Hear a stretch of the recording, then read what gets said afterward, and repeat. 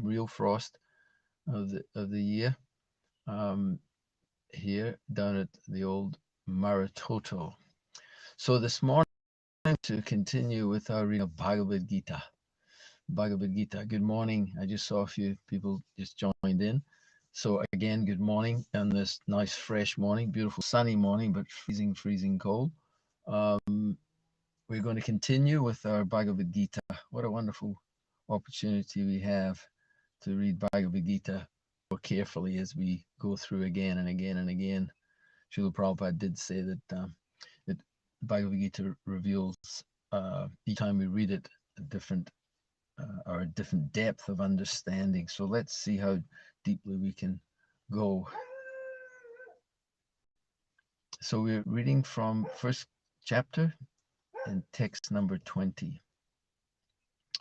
Om Namo Bhagavate Vasudevaya. Om Namo Bhagavate Vasudevaya. Om Namo Bhagavate Vasudevaya.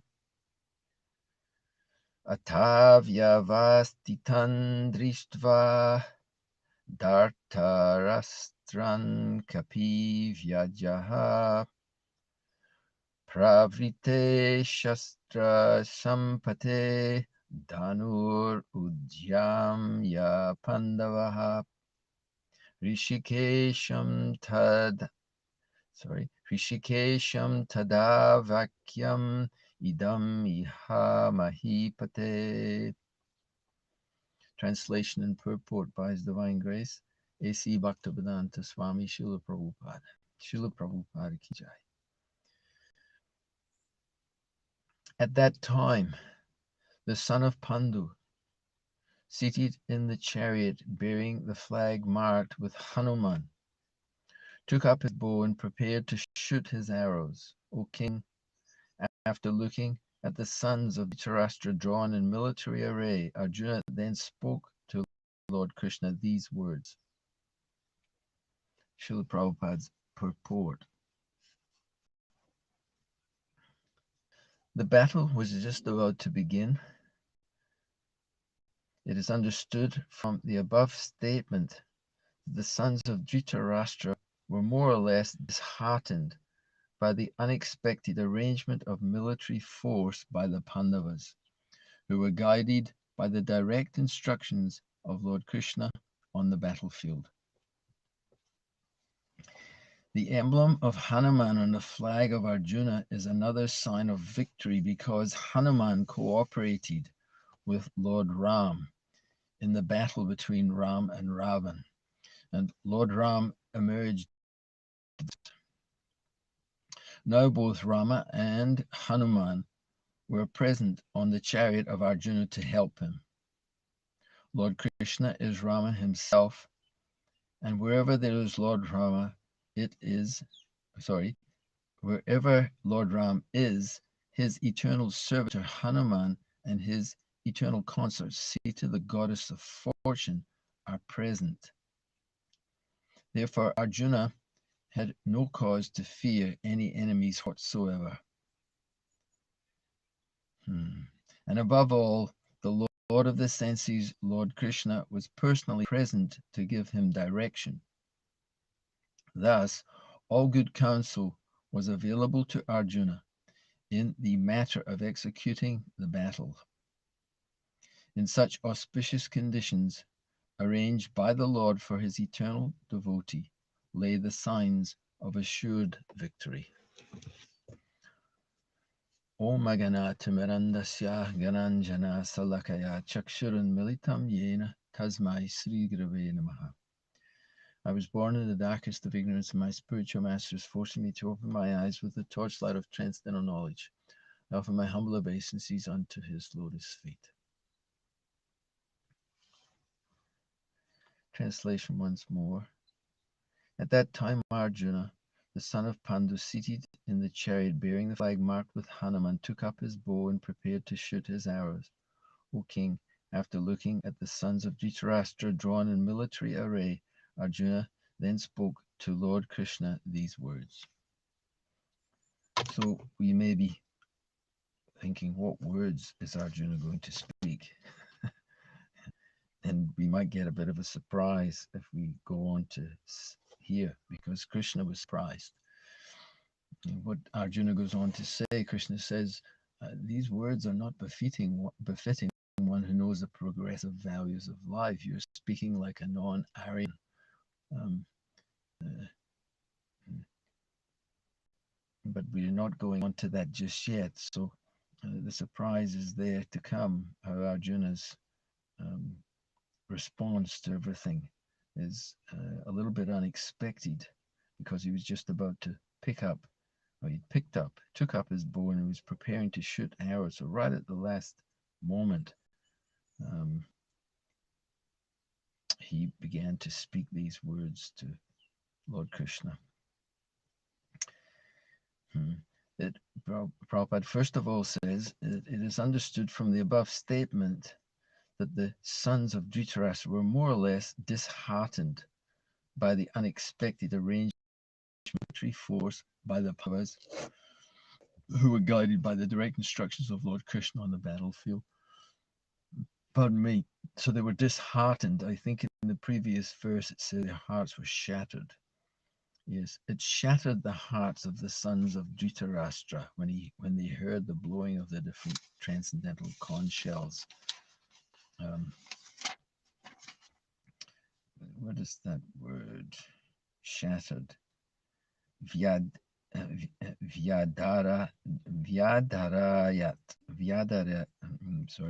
Vyadarayat. Shattered.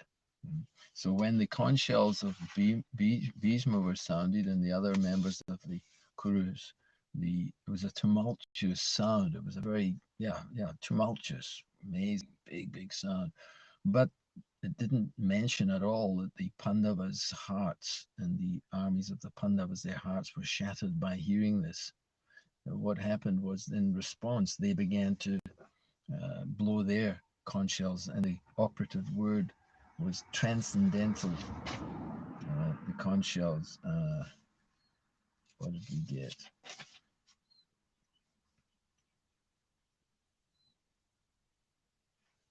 See where he sounded their transcendent. On the other side, both Lord Krishna and Arjuna, stationed on a great chariot drawn by white horses, sounded their transcendental conch shells. Lord Krishna blew his conch shell called Panchajanya.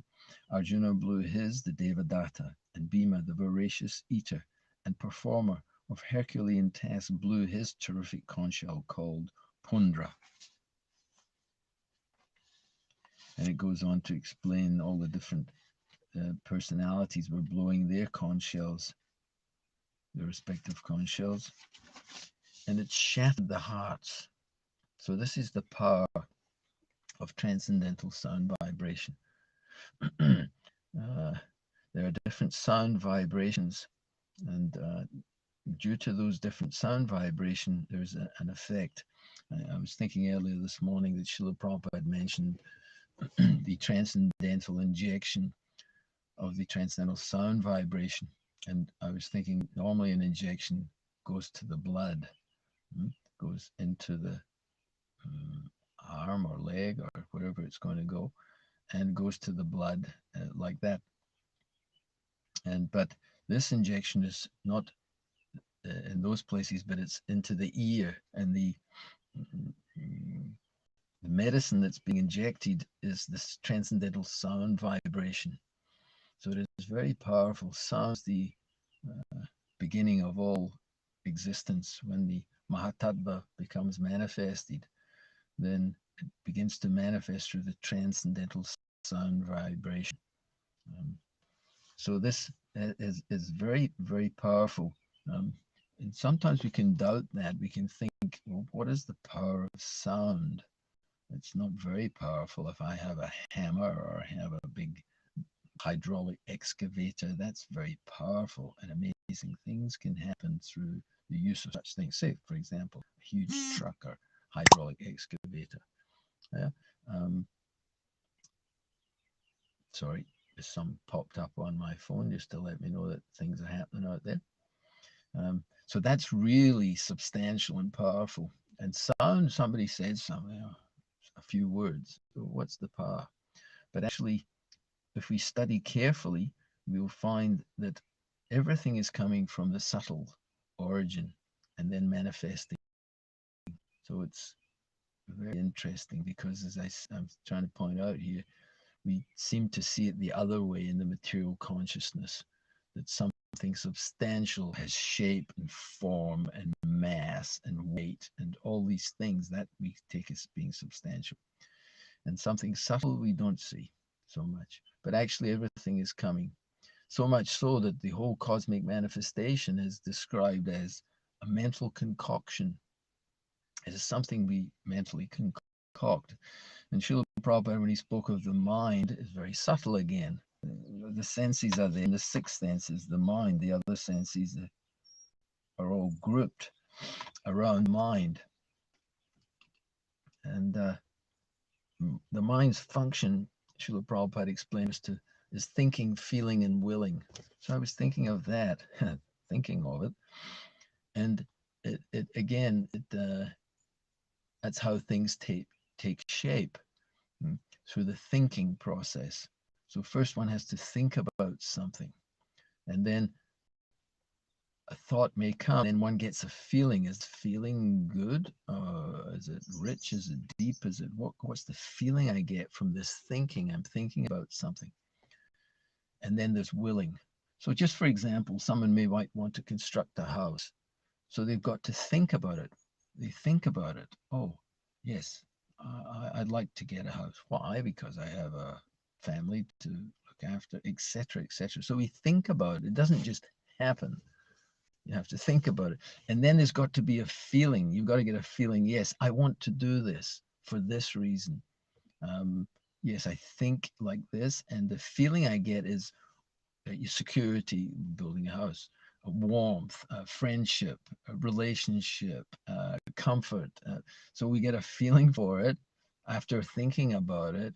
And then we can't just leave it there. We have to will it. So willing has to come. One has to get into action through thinking, getting a feeling, and keeping that feeling, and then going on to will the thing to happen. One has to make sure one has some money in the bank, so to speak, and things are. Then again, we go back to subtle sound vibration. I would like to build this home. I'm knocking at your door, Mr. Builder, and I'm knocking at the bank, and I'm whatever you do. You used to knock at the door, but now you just click a button and so on. It's so wonderful. Yeah. But the willing has to happen, and then willing starts. Now, again, we go through the subtle process. I've explained this a number of times, that the building just doesn't pop up. You can't just get your mouse computer in a virtual reality and click it, and it's actually going to happen out there on the street or wherever it is you're going to build something. Again, there has to be a whole process of creation, and it has to come from the subtle to the gross. So an architect has to be taken, a builder has to a contract has to be entered into on the subtle level. You sure you want to do this? There's some talking, and then there's a piece of paper or whatever it may be, a file sent through an email. You have to accept the conditions and so on and so forth. It becomes subtle, and gradually we find the truck comes up the driveway and there's a bunch of concrete and steel, and or there's wood and whatever it may be, and everything starts to take its shape. So point being made here is that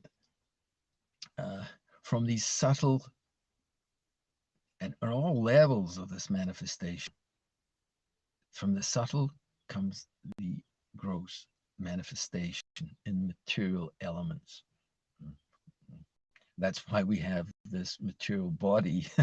It happens there. We have a subtle idea that I want to exist independently from the Supreme Personality of Godhead. Okay.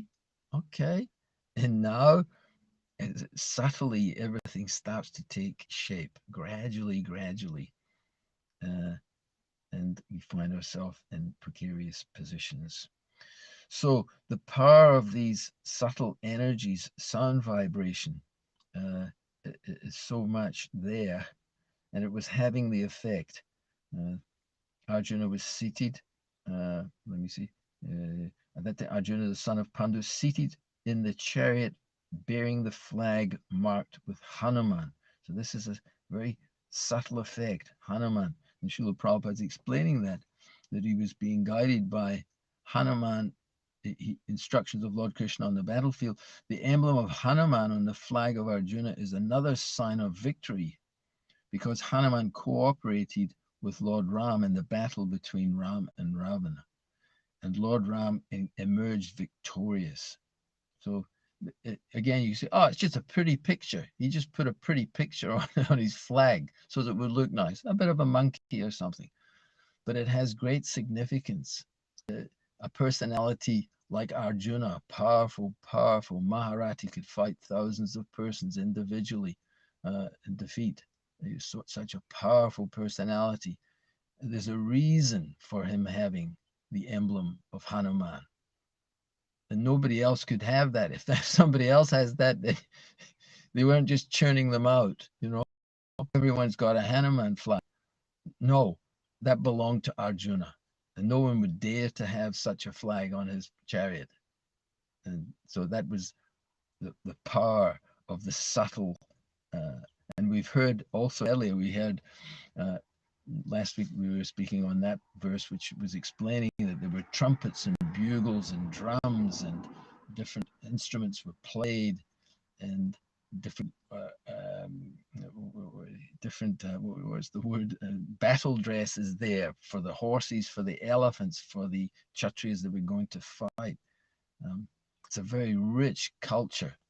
This is called the Vedic culture. It doesn't just, I mentioned last week the stealth bombers. It's not all about that. It's about glorious manifestation of culture. And naturally, it's not that we glorify war in that sense, just war for the heck of it, or for the self-aggrandizement of it, one group against another. But everything in Vedic culture has its proper place. So Hanuman is there, and so both Ram and Hanuman were present on the chariot of Arjuna to help him. So this is the meditation of the Lord. Lord Krishna is Rama himself. And wherever Lord Ram is, his eternal servitor Hanuman and his eternal consort Sita, the goddess of fortune, are present. Again, this is a very great science, the interaction or the connectedness of all the incarnations of the Lord. There is only one supreme personality of Godhead, but he appears in different forms in different places for different leelas and pastimes, and incarnate is a misnomer, actually. So incarnate means in the flesh, but he doesn't appear in the flesh. He appears in that form, avatar, different avatars of the Supreme Personality of Godhead. And along with Krishna, there's all his energies. So we see with Lord Ram, there's Sita. With Krishna, there's Radha Krishna. With Lord Narayan, there's Lakshmi Narayan. Goddess of Fortune is present also in different features or manifestations of Shri, the Goddess of Fortune. So Prabhupada is using this specifically, the Goddess of Fortune. So all good fortune, the Goddess of Fortune never leaves the chest of the Supreme Personality of Godhead. So the problem we have is that we all want the kingdom of God. We all want to enjoy the Goddess of Fortune, but Lord Rama, Lord Krishna be there. So we want the kingdom of God without God. So therefore Arjuna had no cause of fear, to fear any enemies whatsoever.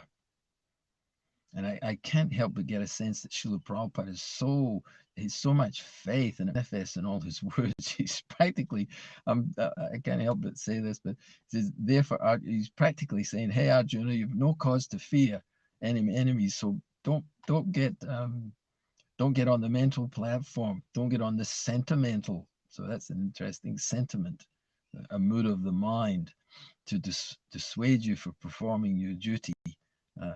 everything's done. Everything's it's all happened. There's been negotiations for peace. Vidura has spoken to Dhritarashtra, told him this is foolish. Give up this crazy son of yours who's hell on destroying the whole dynasty. That he can't hear. That's another very important thing. The attachment that we develop. Um, Lord Ram is this great example that even when yeah, anyway, I don't know if I want to go into that whole discussion. But anyway, Lord Ram do whatever was required to uphold the proper principle for the ultimate good of the of God conscious awareness in so many words. So he had no cause to fear any enemies whatsoever. And as I was saying, he everything was set. All the peace negotiations were tried. Even Krishna himself went to negotiate peace at the last moment before the battle. It didn't happen, and now is the time to fight. And that was Arjuna's task. And Krishna was very clear that everything's been done, and now it's time. So now you should fight. So he shouldn't be in any way fearful of any enemies. And above all, so we could say Arjuna wasn't fearful, he was more concerned. As a soft-hearted devotee, Prabhupada points out, he was concerned for others, the welfare. That's the mood of a real Kshatriya. A real Kshatriya is a Raja Rishi, he's a saintly Kshatriya, and he's got great compassion and doesn't want to see unnecessarily so much bloodshed and suffering and destruction of all the different aspects of Vedic culture, unprotected woman, unwanted progeny, and unnecessary. Yudhisthira Maharaj, first canto Srimad Bhagavatam, that I think it's that chapter 8, been reading recently, that Dhritarashtra, Yudhisthira is lamenting so much. He said that just for me to be reinstated as the king of the world, so many persons, millions of people have been slaughtered. It's caused absolute carnage. And he can't get over it. And even Krishna can't console him. He's saying, I'm such a wretched, fallen personality. That, yeah. So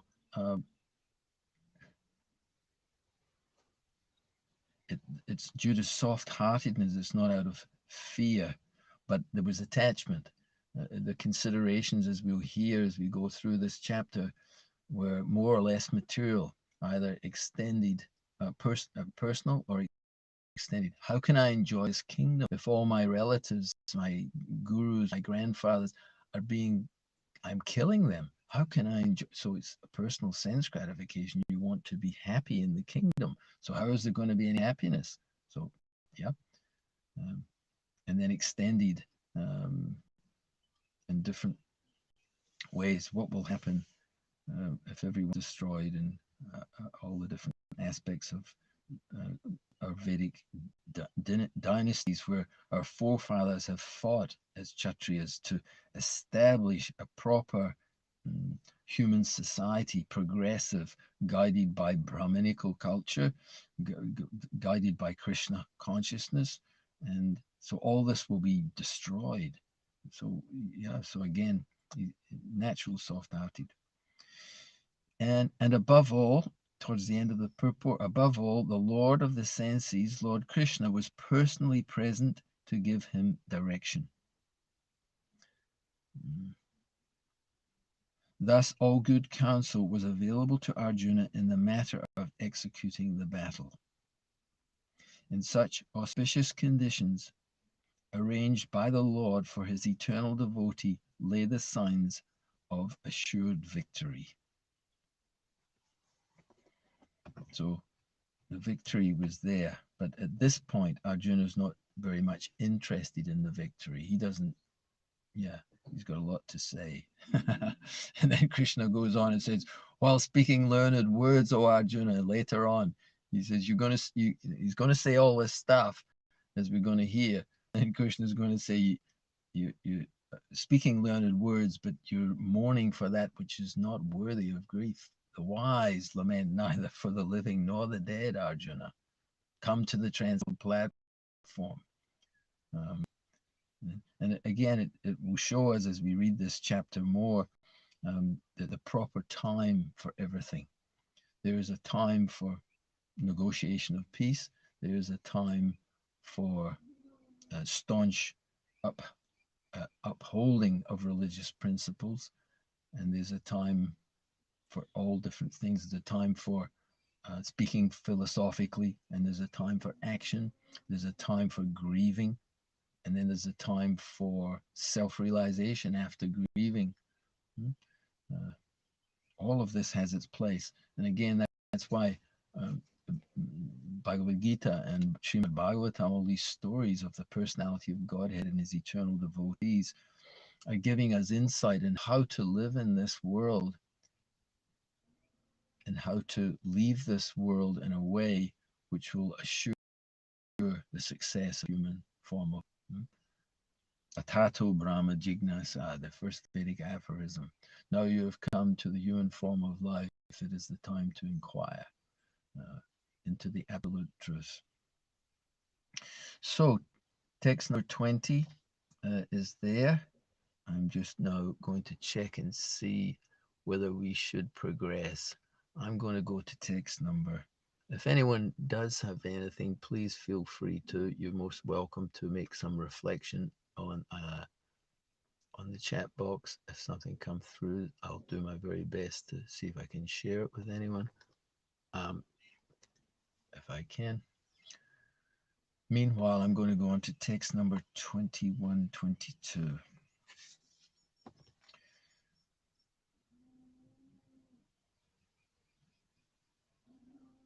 So many more things I was thinking earlier. I was thinking about trying to think if they can come back to me before I leave them, because they were,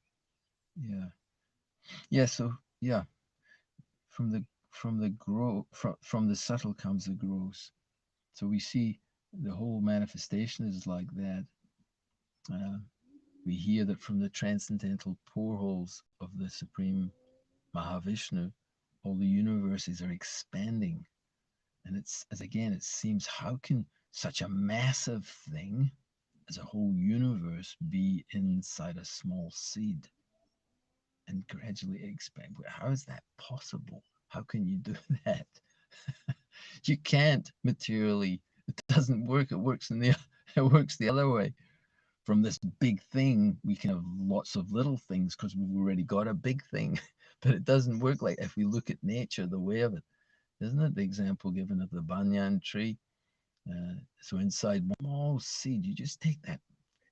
And again, you call it the DNA, modern science terms. The DNA is imprinted on that tiny, tiny seed, specific DNA to produce that specific tree with its form, shape, with its colors, with its fruits, with its completely unique for that species of life. And then from that tree comes millions of other seeds, and inside those are trees, and it goes on like that unlimitedly. Srila Prabhupada gave a wonderful example. He said modern science and technology is meritorious to the extent of its ability. Just like, for example, one can create a watch or a cell phone or something, and that is meritorious that you have some creative ability to create these things. But he said, how much more is the personality who can create something that can recreate again and again and again? If you take one watch and you were able to create a watch that could recreate more watches and so on, but it can't do that. Our capacity is limited, whereas the Supreme Lord's capacity is unlimited. Om Purnamada Purnamidam Purnat Purnamudachyate Purnasya Purnamadaya Purnameva Vasishyate. Everything is contained, is complete in that complete personality of Godhead. And even although unlimited complete units emanate from him, he remains the complete balance. So this is the nature of the Supreme Personality. So this is what we will find if we study it carefully, that this whole manifestation, as we mentioned at the beginning, is a mental concoction. And this is going on here in the battlefield. I am the leader of this party. These are my kinsmen. It's a mental concoction. Prabhupada mentioned that one in the, where did he mention that? In the Bhagavad-gita, actually. Yeah. Anyway, he's saying that we, what is it he said? Yeah, everyone more or less desires to gain something which he doesn't possess, and he's lamenting for which he has lost. But when he himself realizes that there is nothing to gain and there's nothing to lose, that I have nothing to do with this material world whatsoever, that is called Brahmabhuta. That is Brahman realization. So it's amazing, but that's the way of it. It's all a mental concoction. And we saw that Maharaj Chitraketu, he's saying when he was, his son was poisoned by the co-wives and such, and then the child was brought back to life, and the child said, which father and mother are you? I've had so many mothers and fathers. Repeatedly this is going on. So again, I'll go back quickly to that because it sounds, oh gosh, this is too much. It's all just a mental concoction. This person's not my husband. These are not my children. Oh, it's totally unhinging. There's no reality, nothing. No, that's why the Vedic culture is giving us understanding to be able to deal with these realities, and one is able to do that, to become compassionate, and it's at the right time and the right place. And Krishna is pointing out to Arjuna, now is the time not for your compassionate thoughts, Arjuna, but it's time for you to fight. That is your duty as a Kshatriya. We've done everything, but don't become overwhelmed by this manifestation. And this is every one of our situation in this world. Oh, I'm a husband, I'm having difficulty in my family, I have these children, and I don't have enough money, or my wife's not happy, or my husband does this, my husband, and it goes on and on and on. And so the science is how to be able to be dutiful at certain times, to be courageous at certain times, to be gentle and kind, other times to be detached, other times, sometimes to work very hard to achieve something.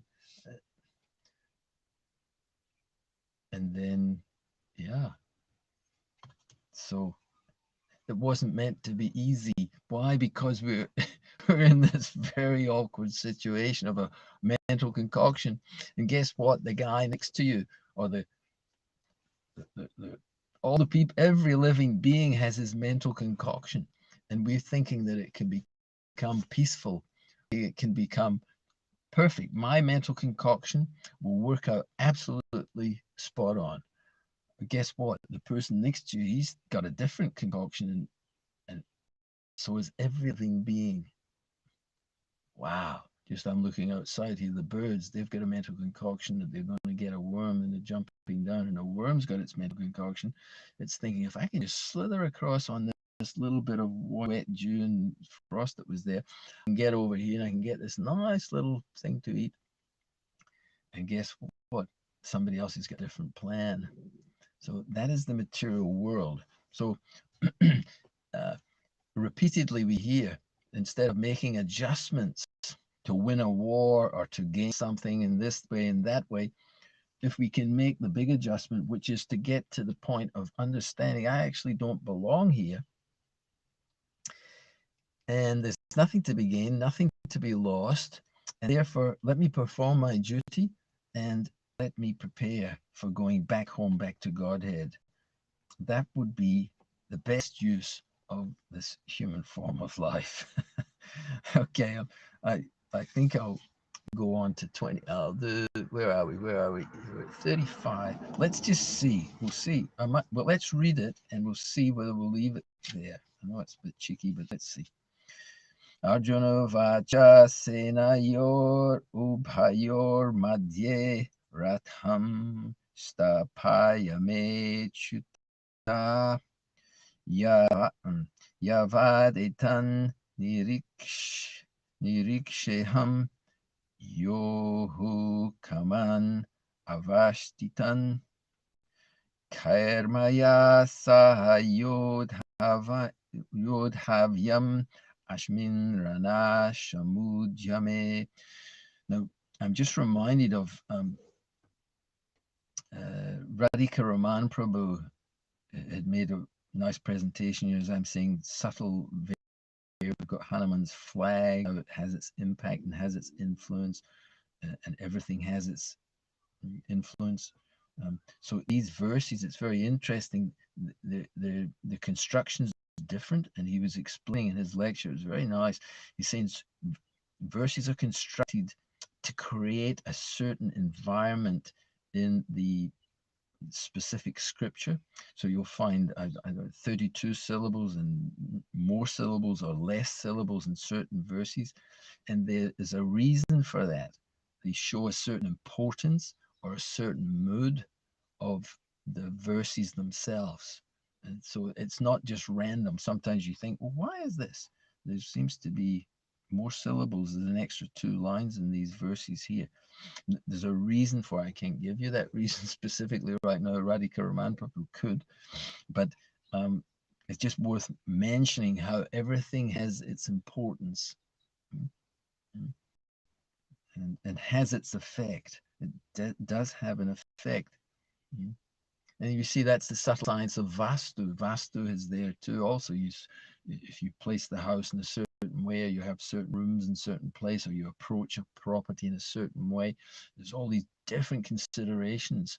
And it's a great science, just like also the astrological science. I was talking to Gopaladev the other day about that. He's looking into that science, and it's people's brain power was so much more in previous times, and they were able to, what would you say?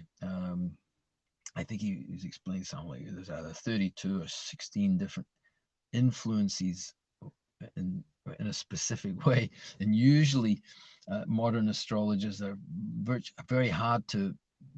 They can't focus on all of them and hold all the different influences that are for someone.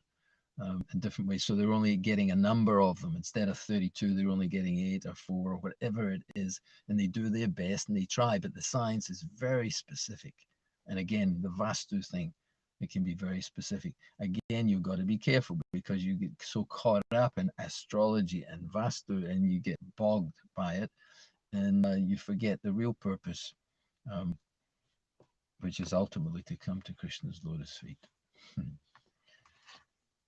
Arjuna said, O infallible one, please draw my chariot between the 2 armies so that I may see those present here who desire to fight and with whom I must contend in this great trial of arms.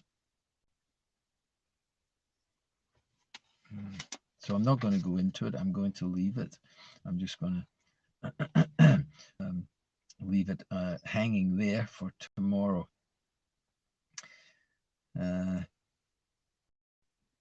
Who desire to fight. I may see those present who desire to fight and with whom I must contend. He wants to see exactly who's. So, yeah, that's long enough. Let us end there. If anyone, as I said, has any, I wish I was technologically savvy enough to be able to get you to make comments on this. Arjuna Prabhu said there is a way of doing it, but I don't have the technological capacity at the moment. There's a way to get you to be able to speak if you press this button and that button and this button and yeah. But I think we're just gonna leave it there. So we wish you have a good day in the execution of Krishna consciousness and your duties to be performed. We can make them all connected so that we're not doing something that's not connected to Krishna, either directly or indirectly. And we'll see tomorrow who's present, desiring to fight in this great trial of arms. So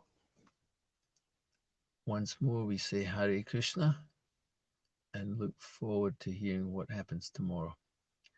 Grantaraja Srimad Bhagavad-gita ki jai. His Divine Grace A.C. Bhaktanta Swami Srila Prabhupada ki jai. Ananta Kota Vaishnava Brinda ki jai. Go Premanandi. Hari Hari.